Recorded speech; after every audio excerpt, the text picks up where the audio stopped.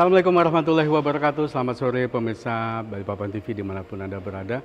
Jumpa kembali bersama saya Wiji Winarko di program Ngopi Ngobrol Pintar di edisi hari ini di Jumat 31 Juli 2026. Dan saat ini saya sedang berada di kawasan sekolah Ibu Kota Nusantara.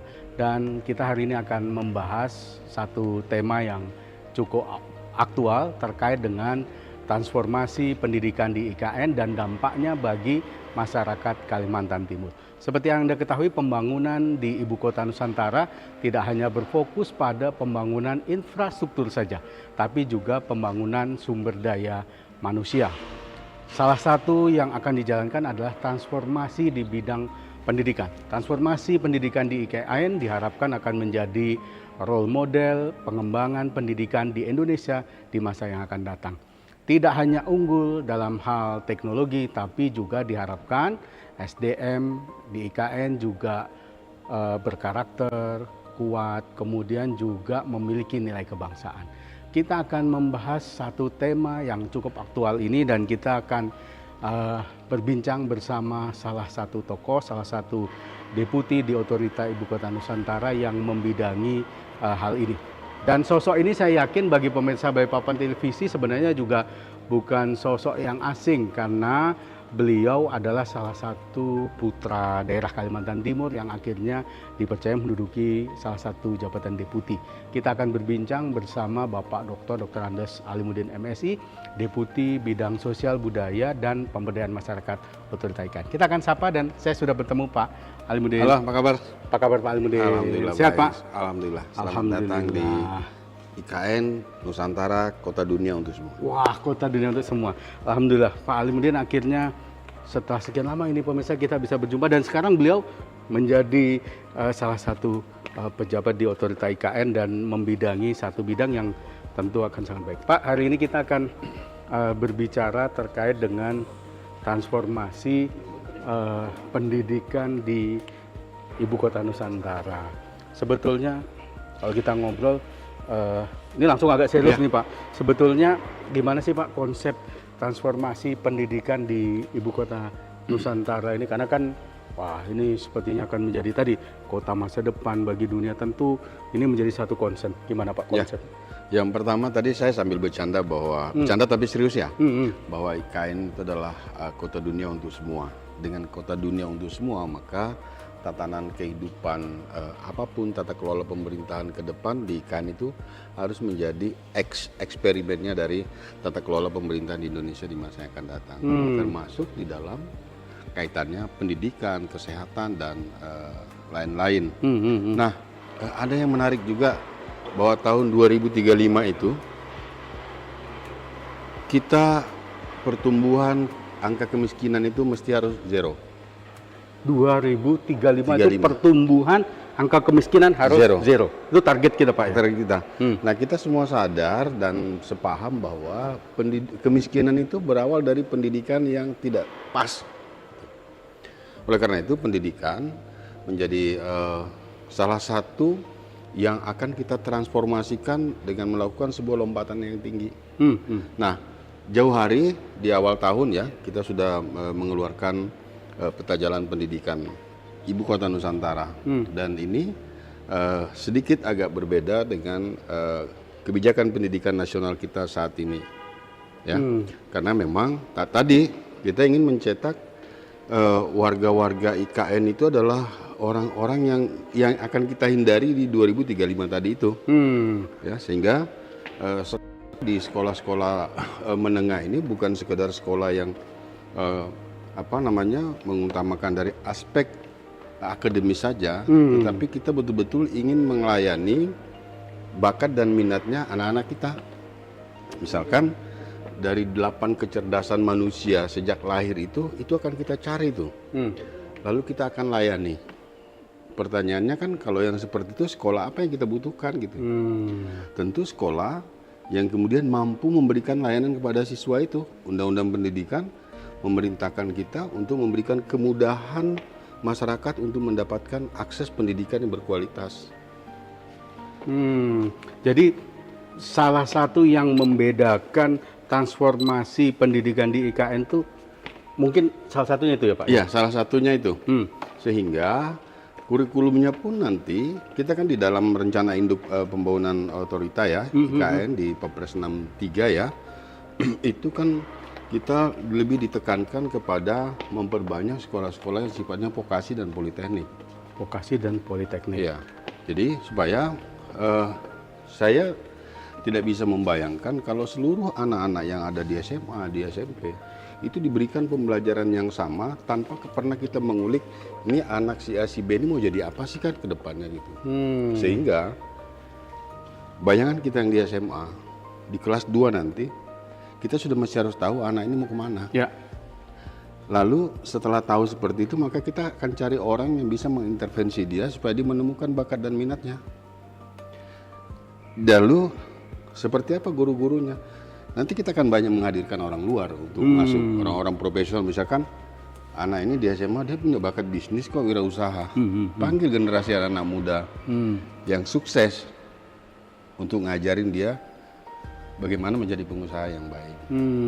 Itu ya salah satunya, bahwa kurikulum yang nantinya juga akan dibawa itu di otorita itu berbeda gitu ya Pak, ya, kekhususannya. Salah satu yang membedakan itu yang kita sudah susun dalam peta jalan pendidikan kita. Jadi berkarakter pasti ya, dan oleh karena itu juga pendidikannya harus terintegrasi. Anak ini nggak bisa dilepas gitu. Kita banyak kebiasaan kita ini kan, ada seorang guru misalnya ya, dia sangat akan bangga ketika bertemu sama orang, itu murid saya dulu jadi dokter, satunya jadi perwira polisi, satunya perwira angkatan darat. Pernah nggak dia mikirkan ada 30 anak yang lainnya? Kan tidak. Yang kita sebutkan yang sukses itu. Nah, kita ingin semuanya mendapatkan layanan pemenuhan kebutuhan terhadap bakat dan minatnya anak-anak itu sendiri. Sudah sangat lengkap ya papan tulisnya dan semuanya sudah digital ya. Oh, ini papan interaktif multimedianya ya. AC-nya juga sudah kita lengkapi semua. Kita ingin menjadikan tempat ini tempat yang menyenangkan untuk belajar. Jadi untuk belajar itu kan gurunya juga harus belajar dari siswa, siswa juga harus belajar dari gurunya. Ini akan kita bangun sebuah ekosistem. Ini kan susunan mejanya kan hanya seperti ini ya. Sesungguhnya nanti tidak seperti ini gitu ya. Nanti bagaimana guru-guru itu lebih banyak akan mendengarkan siswanya gitu ya. Siswanya diberikan kebebasan dia untuk mau ngomong apa saja sih terkait dengan materi misalkan gitu ya. Jadi tidak kita batasi. Tapi yang terpenting adalah bahwa IKN ini adalah menjadi laboratorium hidup ya bagi mereka. Pembangunan IKN sampai dengan 2045. Jadi generasi-generasi kita yang hari ini ada di SD mestinya adalah orang-orang yang kita siapkan untuk menjadi pemain nanti di Ibu Kota Nusantara ini. Konsep pendidikan kita juga inklusif ya, jadi sangat terbuka gitu ya, sangat terbuka. Misalkan sekolah di dalam sini, jangan sampai nanti orang bilang ini kan sekolahnya buat anak-anak pejabat. Tidak, justru yang IKN lakukan hari ini adalah karena ini sekolahnya bilingual, guru-gurunya juga TOEFL-nya 550 gitu ya. Kan lucu tuh kalau siswanya nggak bisa bahasa Inggris. Nah 3 bulan yang lalu sampai dengan minggu yang lalu kita melaksanakan semacam English preparation class gitu ya. Bagaimana menyiapkan anak-anak di sekitar IKN ini, bukan anak pegawai ya. Selama 3 bulan kita ajak mereka ngobrol pakai bahasa Inggris. Yang ini adalah calon-calon siswanya ini, baik yang calon SD, calon SMP, calon SMA.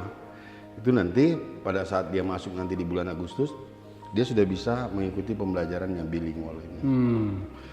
Jadi bukan hanya kesiapan dari sisi fasilitas sekolah dan pendidikan, tapi juga peranan masyarakat di sekitar IKN ini juga disiapkan ya Pak ya. Salah satunya tadi misalnya dengan membuka kelas preparation tadi, itu bagian dari menyiapkan masyarakat di sekitar IKN. Kalau tadi saya sempat ngobrol bahwa kalau saya tidak salah nanti tanggal 10 ya Pak ya sudah mulai MPLS pembelajaran, dan kalau kita lihat dari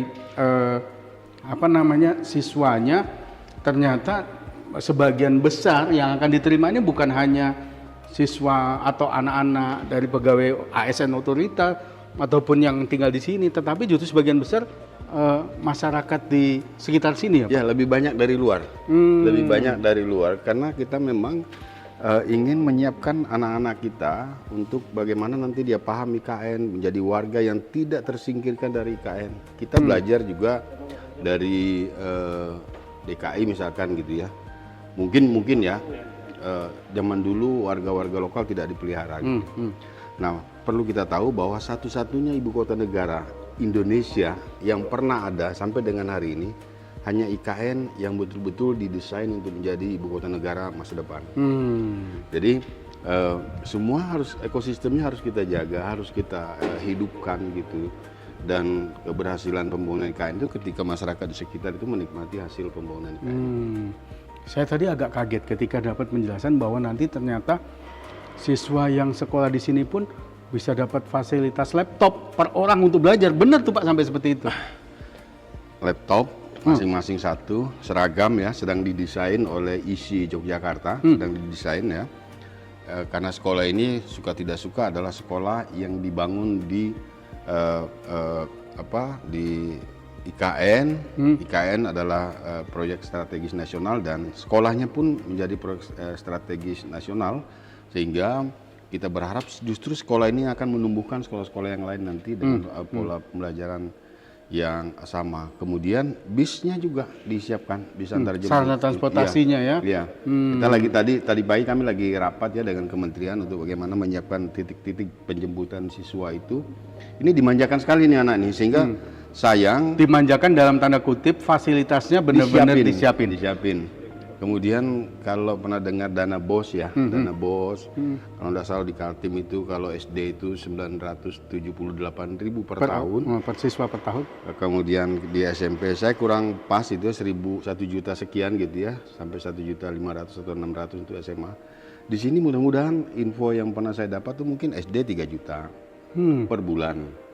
Kemudian SMP-nya pasti di atasnya lagi dan seterusnya. Sehingga kami berharap juga ingin menjadi contoh sekolah nasional yang PSN tadi, yang terintegrasi tadi. Karena di Indonesia tahun ini kan ada 17 tuh. Yang paling ready itu ini. Karena tempatnya sudah ada dan lain-lain. Kita ingin mencoba lagi bahwa bagaimana kalau anak-anak itu kita masakkan sendiri di sekolah ini. Yang masak suruh orang tuanya yang masak. Nggak mungkin dia mau korupsi, mungkin bisa berbagi dan lain-lain. Nah, pada saat memberikan makanan itu juga kita mulai masuk dalam pembentukan karakter anak-anak kita sebagai generasi bangsa. Oke, baik. Nanti kita akan sambung lagi, pemirsa. Tadi Pak Alimuddin sempat menyinggung nih sedikit soal sekolah terintegrasi.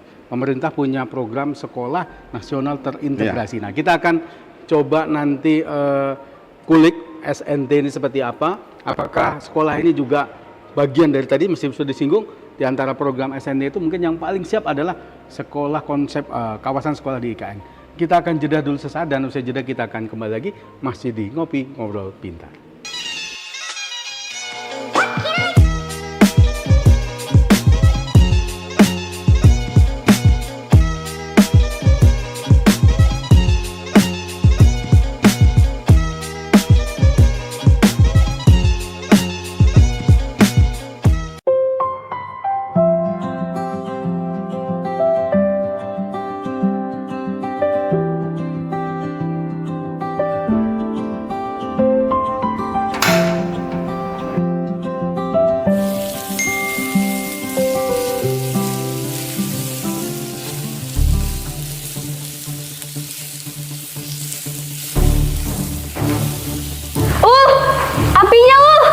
Aduh, Bi.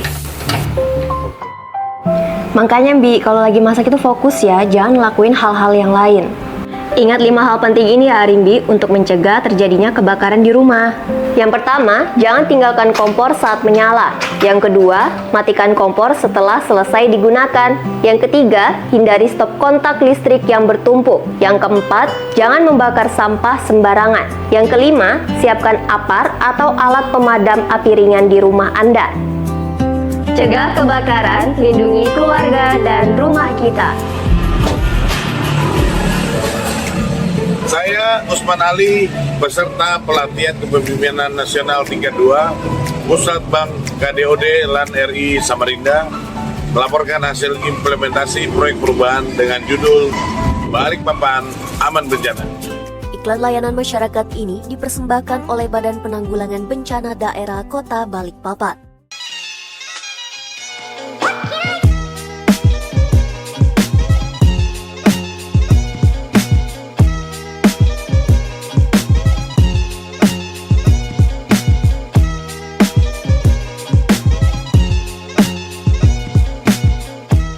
Baik, kembali lagi pemirsa, masih di program Ngopi Ngobrol Pintar di edisi sore hari ini, dan saya masih dari kawasan sekolah Ibu Kota Nusantara, masih bersama Pak Alimuddin, dan kita masih ngobrol terkait transformasi pendidikan di Ibu Kota Nusantara dan dampaknya bagi masyarakat Kalimantan Timur.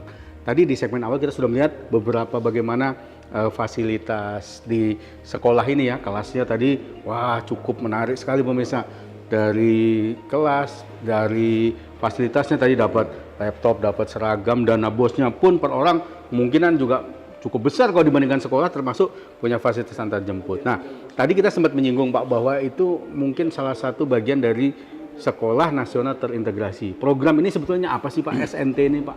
Ya, jadi tadi kita punya peta jalan ya. Peta jalan ya. Kemudian karena kita ini kan belum beroperasi secara penuh ya sebagai Pemdasus, ada program Sekolah Nasional Terintegrasi. Nah, melihat dari kesempatan yang ada, kami berkoordinasi dengan kementerian. Kami tawarkan sehingga IKN menjadi salah satu titik sekolah nasional terintegrasi. Dan alhamdulillah ternyata kita yang paling siap. Dari aspek fasilitas dan lain-lain.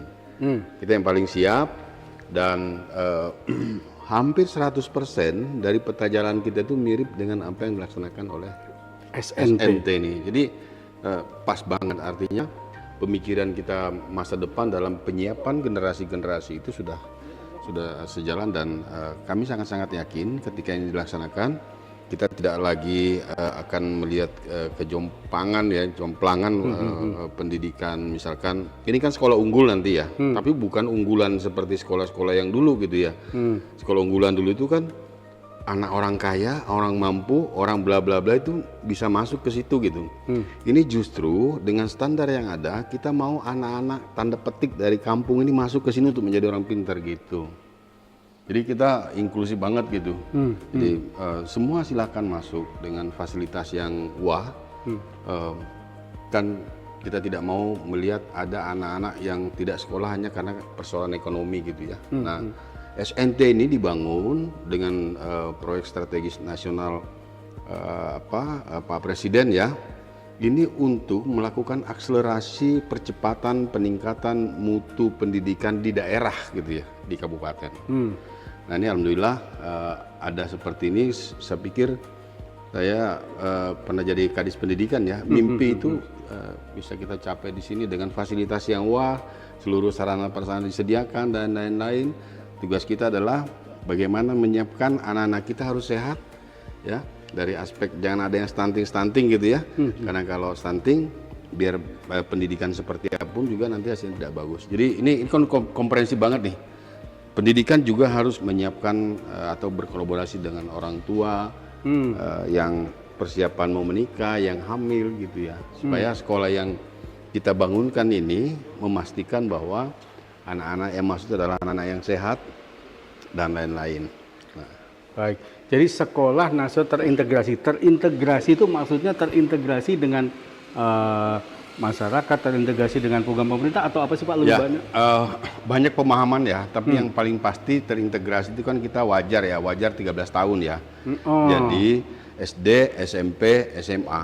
Tetapi lebih daripada itu, yang tadi Mas sampaikan itu terintegrasi harusnya secara keseluruhan ya. Sosialnya dapat dan lain, masyarakatnya dapat dan lain-lain. Jadi nanti jangan heran kalau ternyata sekolah ini melahirkan atlet misalkan gitu ya. Karena memang akan kita siapkan.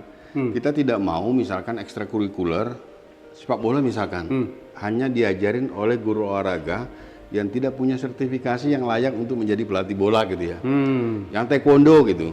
Ya, taekwondo dia masih harus punya sertifikasi sebagai pelatih taekwondo sehingga anak-anak itu betul-betul terbina sesuai dengan standar yang dibutuhkan. Kita tidak menganut ekstrakurikuler hanya untuk pemenuhan kurikulum, hanya untuk pemenuhan angka kredit sang pengajar. No, kita betul-betul akan mengambil pelatih-pelatih yang profesional di bidangnya gitu.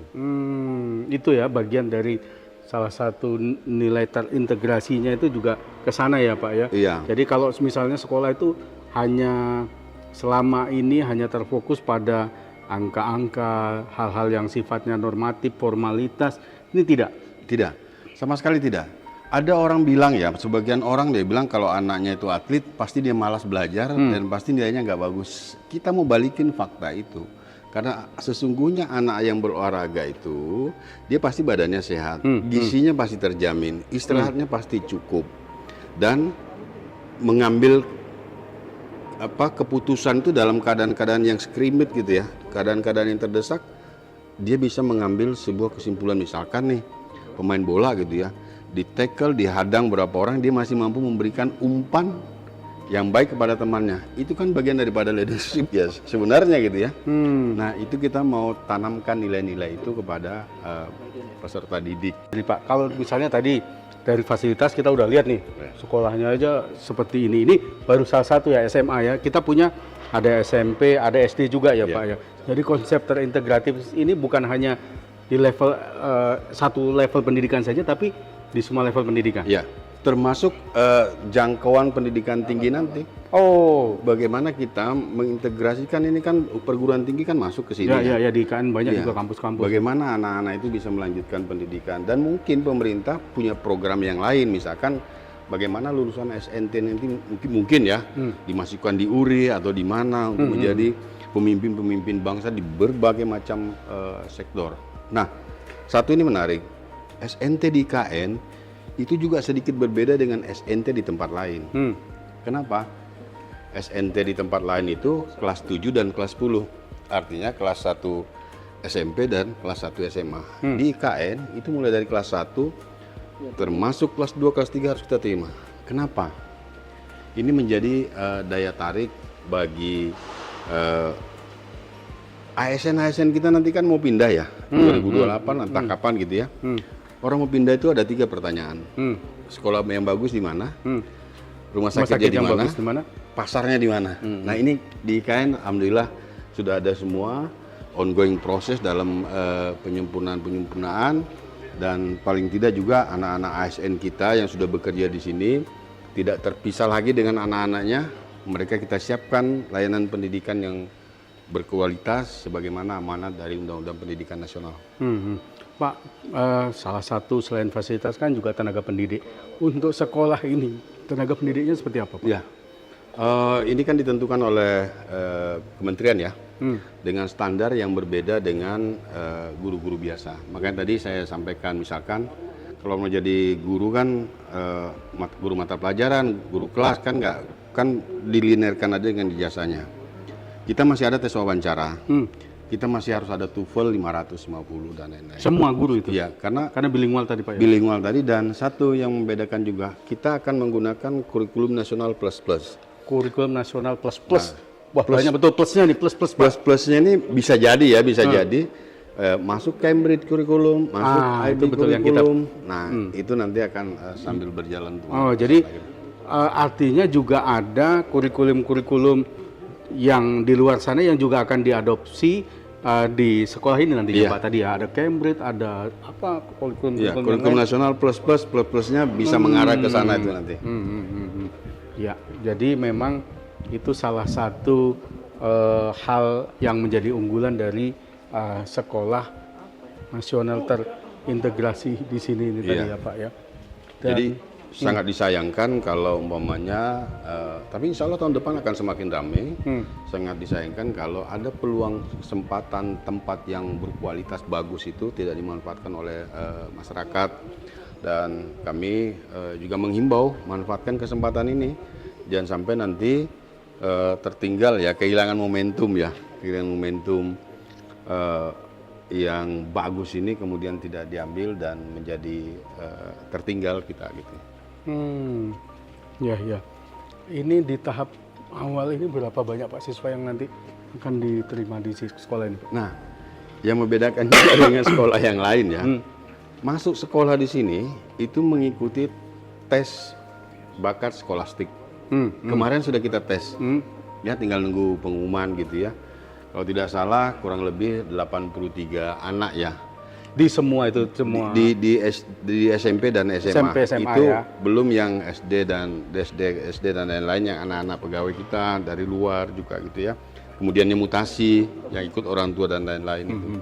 Ya mungkin di tahun awal ini mungkin sekitar 100-an siswa lebih lah. SMP SMA ya Pak ya. SMP, SMA sama SD. Dan itu dari angka itu tadi hampir mungkin lebih dari 50%-nya itu masyarakat sekitar. Di luar.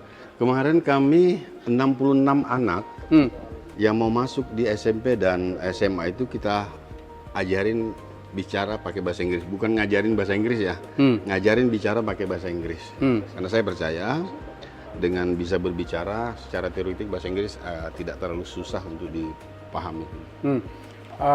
Karena ini sekolah di Otorita IKN ini kan sekolah ibu kota Pak. Ya. Apakah nanti hanya terbatas untuk masyarakat sekitar saja atau juga memungkinkan bagi masyarakat Kalimantan Timur secara umum? Artinya anak-anak putra-putra dari Balikpapan, Samarinda, Mahulu ataupun yang lain untuk juga masuk atau gimana? Ya, jadi kan SNT ini Sekolah Nasional Terintegrasi ini kan tidak boarding school ya. Tidak boarding school. Tidak boarding school. Ya. Itu yang membedakan dengan Sekolah Garuda, SMA Garuda ya.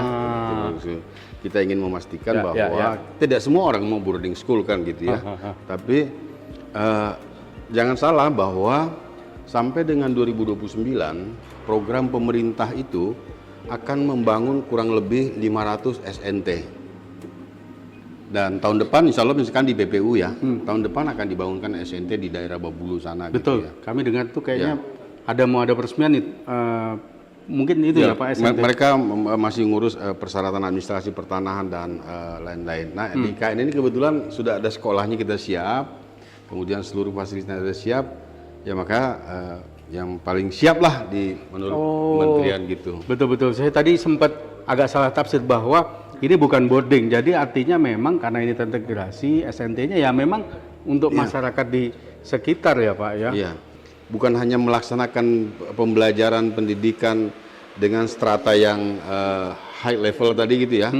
Tetapi juga menjadi percontohan sekolah-sekolah di sekitarnya. Ya. Misalkan di luar daripada konteks ini, kami kemarin ketemu dengan kepala sekolah sekitar sini.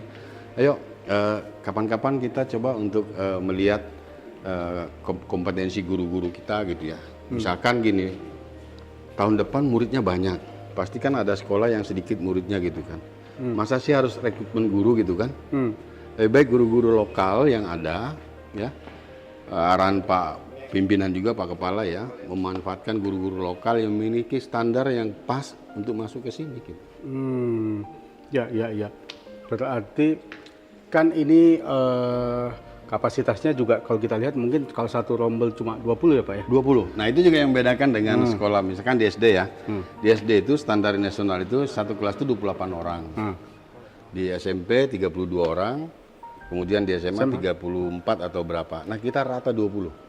Sehingga ruang belajar itu betul-betul longgar gitu. Seperti ini kan diisi 20 orang kan dengan air condition yang bagus, suasana yang menjadi nyaman gitu. 20 berarti kalau dia satu kelas satu tingkat itu ada berapa 2 atau 3 rombel, berapa rombel Pak ini Pak? Kita 3 rombel ya. Di awal ini 3 dulu karena menurut staf KSP ya, staf presiden ya, pada saat kita ngobrol diharapkan ke depan satu sekolah terintegrasi itu minimal 1.000. Jadi betul-betul sebuah diprojekkan gitu ya untuk mencetak generasi-generasi emas kita di masa yang akan datang. Baik, menarik sekali. Kita juga memang akhirnya terbuka bahwa kita ada sekolah seperti ini dan ini tentu berkah bagi masyarakat Kalimantan Timur, terutama warga di Penajam Pasir Utara di kawasan Otorita IKN kita bisa mendapatkan fasilitas semacam ini. Dan ini bagi yang mungkin yang di luar sana yang nggak tahu bahwa ternyata seperti ini loh, IKN dibangun tuh bukan hanya infrastruktur fisiknya saja, tapi juga membangun menyiapkan SDM ya Pak ya. Itu yang utama. Itu yang utama. Dan ini bisa dirasakan. Kita akan lihat nanti seperti apa mulai tahun ini kalau sudah sekolah ini berjalan, kita akan lihat dampaknya seperti apa. Baik, pemirsa kita akan lanjutkan, masih ada segmen lain. Kita coba melihat lagi nanti sambil kita lihat ada fasilitas apa saja di sini karena ini kawasan. Kita pengen lihat di kawasan ini seperti apa. Saya tadi kalau di luar sini pemirsa bukan kayak di Indonesia, seperti di Jepang, di Korea gitu. Suasananya nanti kita lihat. Kita akan jeda dulu sesaat dan saya jeda kita akan kembali lagi masih di Ngopi Ngobrol Pintar.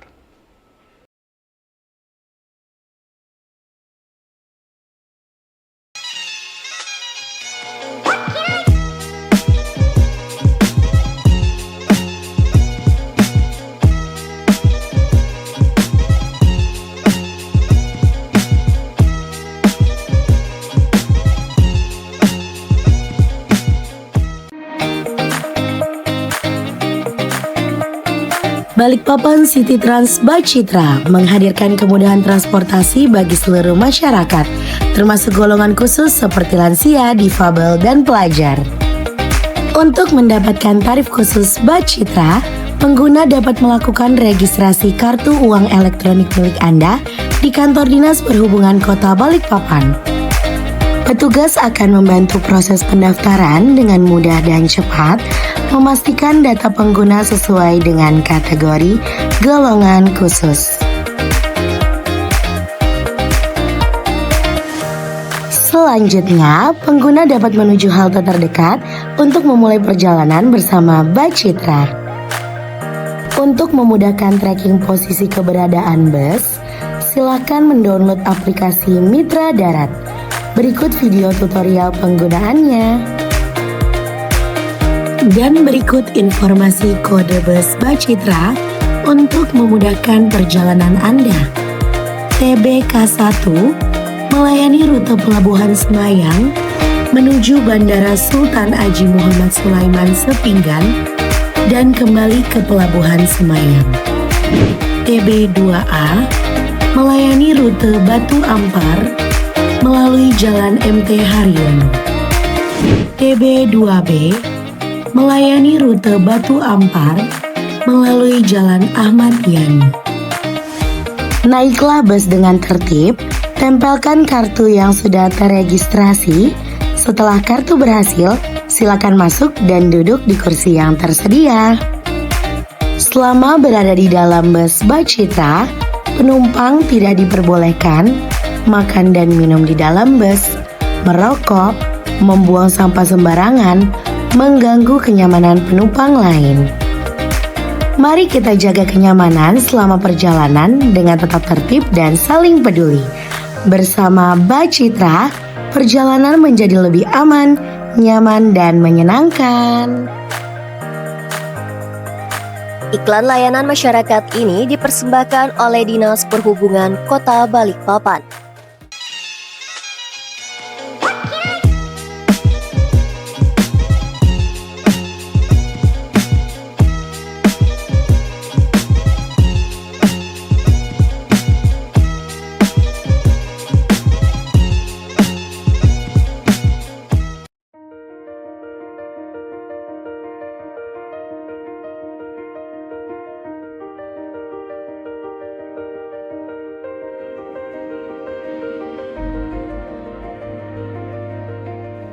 Baik, kembali lagi masih di program Ngopi Ngobrol Pintar di kesempatan sore hari ini. Dan saya masih bersama Pak Alimuddin.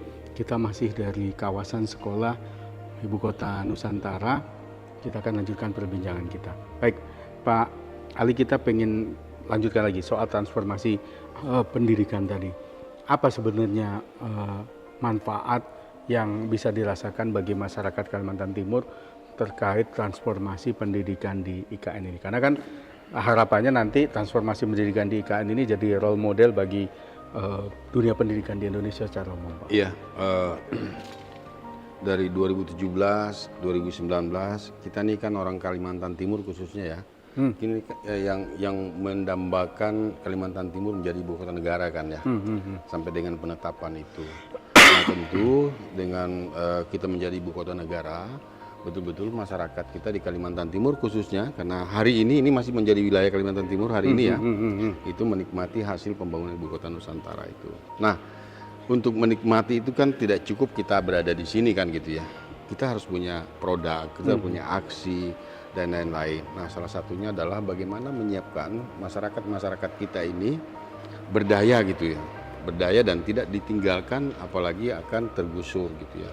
Oleh karena itu kami berpendapat bahwa tidak ada cara lain kita tingkatkan kualitas sumber daya manusia kita dalam berbagai sektor, bukan hanya di pendidikan, juga di UMKM kita merambah sampai Muara Jawa dan sudah kita laksanakan semua. Tentu tidak juga mudah, tidak juga gampang gitu ya. Bagaimana untuk meyakinkan masyarakat kita bahwa momentum ini harus kita ambil. Ya, nggak bisa kita meninggalkan saja momentum yang sudah diciptakan oleh pemerintah melalui proyek strategis nasional ini. Apa peran pemerintah daerah, masyarakat sekitar dalam mendukung transformasi IKN ini menurut Pak Alimuddin? Sekali lagi bahwa hari ini wilayah ini masih menjadi miliknya provinsi dan PPU ya. Dan di dalam Undang-Undang Nomor 3 Tahun 2022 tentang Ibu Kota Nusantara, Ibu Kota Negara itu, bahwa hari ini juga masih menjadi tanggung jawabnya pemerintah daerah baik provinsi maupun kabupaten. Bukan ekosistem perkotaan.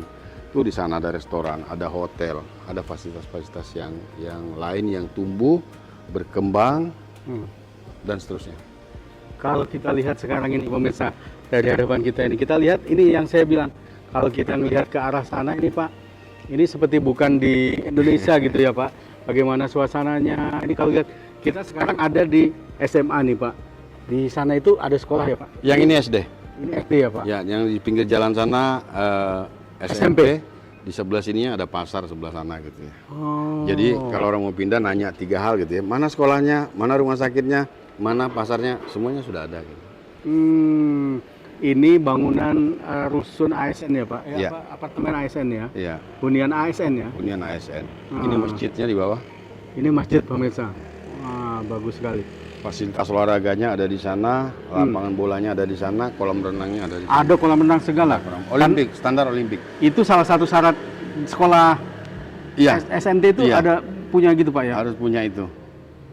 Oke. Jadi saya berkeyakinan bahwa sekolah ini nanti tidak hanya mencetak anak-anak kita dari aspek akademis, tapi juga akan mencetak bidang-bidang yang lain sesuai dengan bakat minatnya. Olahraganya kita akan cetak, yang seninya akan kita layani gitu. Lapangan basket di sana tadi ya. Ini mungkin pemirsa bisa lihat nih ya, ada lapangan basket di sana. Kemudian tadi ada lapangan bola tentu. Iya. Kemudian ada kolam renang berstandar Olimpik. Iya. Menarik sekali nih Pak ya. Kalau kita lihat ternyata fasilitasnya begitu seperti ini. Dan tatanan pembangunan IKN juga kan sebagai smart forest city dan spong city gitu ya. Nah, itu akan menjadi terpelihara dan itu juga menjadi ruang belajar bagi siswa-siswa kita. Nah, bagaimana kita ingin mendidik anak-anak, misalkan kita bicara sampah. Mungkin sekian tahun ke depan kita tidak perlu lagi bikin aturan ancaman pidana atau denda bagi yang membuang sampah sembarangan. Kita akan siapkan anak-anak kita dari usia dini di bangku sekolah gitu, sehingga menjadi budaya, ya, menjadi habit, menjadi lifestyle dari generasi-generasi IKN nanti di masa yang akan datang. Harus dipupuk dari bawah nih. Jadi kita menciptakan gitu ya, bukan dibuat orang buang sampah karena takut kena denda, tidak. Ke depan arahnya seperti ini.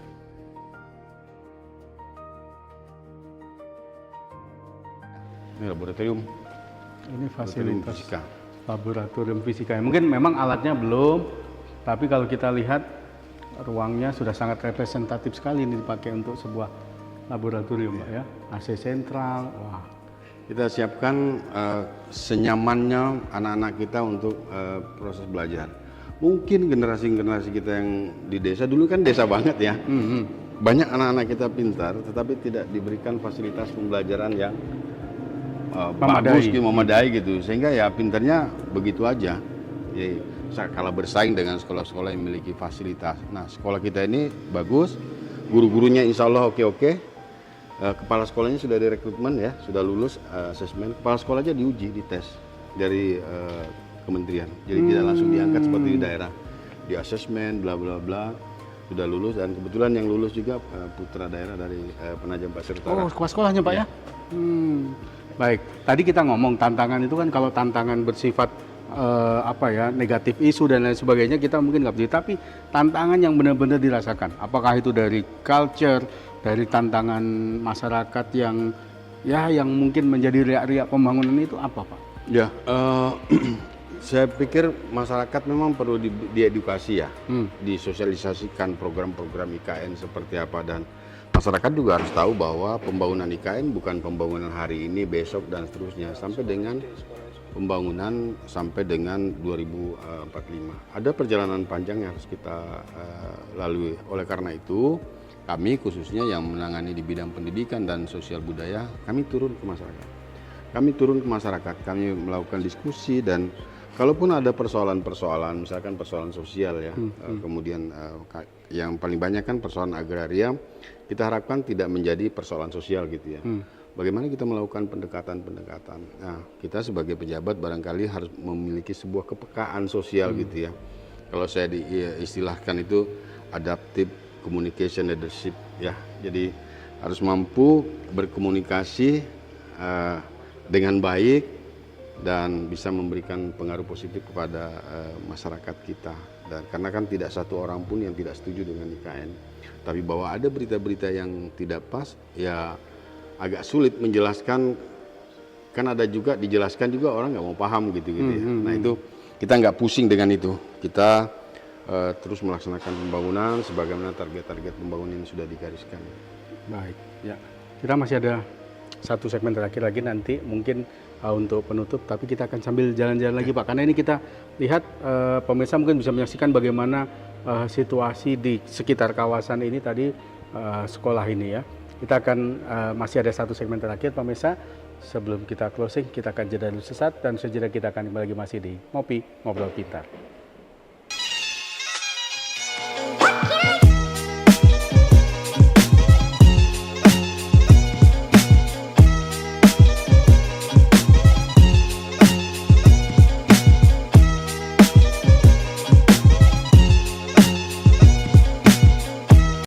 Ketika malam datang, tidak semua jalan membawa rasa aman. Setiap hari, banyak dari kita harus melewati jalan tanpa penerangan. 1 detik bisa mengubah segalanya.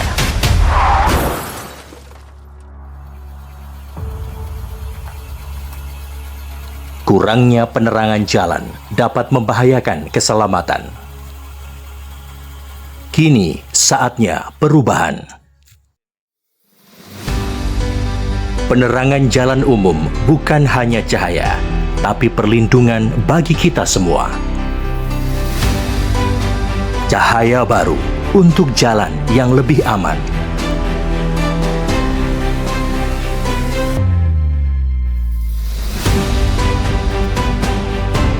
Perubahan kecil, dampak besar. Jalan terang, aktivitas lancar, hidup lebih nyaman. Terang untuk keselamatan, terang untuk masa depan. Balikpapan terang, Balikpapan nyaman. Terima kasih pemerintah Kota Balikpapan melalui program Balikpapan Terang. Tadi jalanan ini tadinya gelap yang saya sering lalui untuk berangkat pulang pergi kerja. Tapi setelah adanya program ini, saya bisa lewat di sini tengah malam dengan nyaman karena sudah terang benderang di jalanan ini. Dari ujung ke ujung sudah jauh berbeda dari sebelumnya yang tadinya gelap, sekarang udah bisa terang. Terima kasih Pemkot Kota Balikpapan, Balikpapan Terang, Balikpapan Nyaman. Iklan layanan masyarakat ini dipersembahkan oleh Dinas Perhubungan Kota Balikpapan.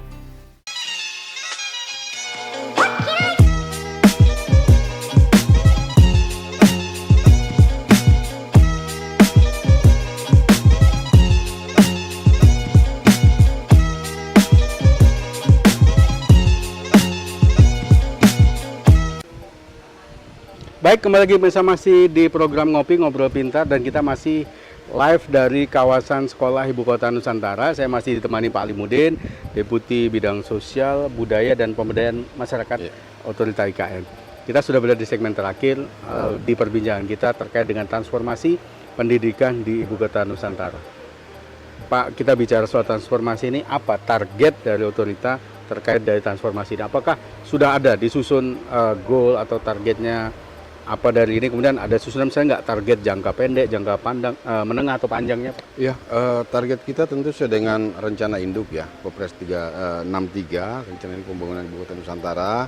Misalkan nih, ekosistem pendidikan itu harus tumbuh dari tahun 2025 sampai dengan 2029 dan seterusnya, mengikuti tahapan pembangunan IKN sampai dengan 2045. Tapi yang pasti adalah bagaimana IKN secara infrastruktur berjalan terus tumbuh, kemudian kita pindahkan ibu kota negara secara definitif sambil menunggu Kepres ya, dan penetapan Nusantara sebagai ibu kota negara yang baru. Kemudian yang lebih penting daripada itu adalah bagaimana menyiapkan masyarakat di sekitar kawasan inti pusat pemerintahan yang harus menjadi bagian dalam pembangunan Ibu Kota Nusantara, termasuk sosial dan budaya. Karena salah satu ruh daripada pembangunan IKN ini adalah culture. Budaya. Jadi itu ya Pak, targetnya tentu sesuai dengan seiring dengan pembangunan IKN secara umum, perpindahan dan penetapan atau pemindahan resmi Ibu Kota itu disesuaikan. Jadi kita akan berusaha untuk menentukan target. Nah, mungkin closing statement Pak, apa himbauan untuk masyarakat Kalimantan Timur atau masyarakat sekitar terkait transformasi pendidikan ini? Tentunya ajakan atau himbauan bagi masyarakat, Pak. Ya, yang pertama saya ingin menghimbau kepada kita semua, khususnya warga Ibu Kota Nusantara, Kalimantan Timur, untuk kita bersama-sama membangun Ibu Kota Nusantara yang kita cintai. Caranya adalah bagaimana menyiapkan sumber daya manusia kita supaya kita tidak seperti wilayah-wilayah yang lain ketika sebuah keramaian datang kemudian kita tergusur, tersingkir. Nah, salah satu untuk tetap bertahan itu adalah bagaimana kita melibatkan diri kita di dalam pembangunan, tidak harus bekerja di otorita. Misalkan kan ada penduduk 2 juta maksimal di IKN. Bagaimana kemudian kita semua pemerintah daerah, masyarakat menyiapkan kebutuhan pangan dan lain-lain yang tentu akan memberikan implikasi positif pada pembangunan IKN yang tidak harus berasnya dari Sulawesi, tidak harus sayur lauk yang lain datang dari Pulau Jawa misalkan gitu ya, sehingga biaya hidup kita menjadi mahal, high cost kita nanti. Kita berharap kesempatan kita menjadi ibu kota negara ini dimanfaatkan oleh kita semua, mulai dari unsur yang atas sampai dengan yang di bawah. Nah, kemudian di dalam transformasi di bidang pendidikan, IKN akan menjadi contoh pendidikan yang lebih baik untuk masa depan ya, kaitannya juga dengan menciptakan kota dunia. Kan ada kota dunia, tentu masyarakatnya juga harus seperti warga kelas dunia gitu ya. Dan itu hanya bisa dilakukan dengan pergaulan dan pendidikan. Oke, baik. Kita berharap semoga apa yang menjadi harapan kita ini benar-benar bisa terwujud, transformasi pendidikan di IKN bisa berjalan. Amin. Baik pemirsa, demikian perbincangan kita hari ini dan kita berjumpa kembali di kesempatan berikutnya. Kita ngobrol-ngobrol lagi nanti Pak. Terima kasih Sehat dan banyak. sukses terus. Amin, dan amin. sampai jumpa pemirsa, kita berjumpa kembali di program Ngopi berikutnya.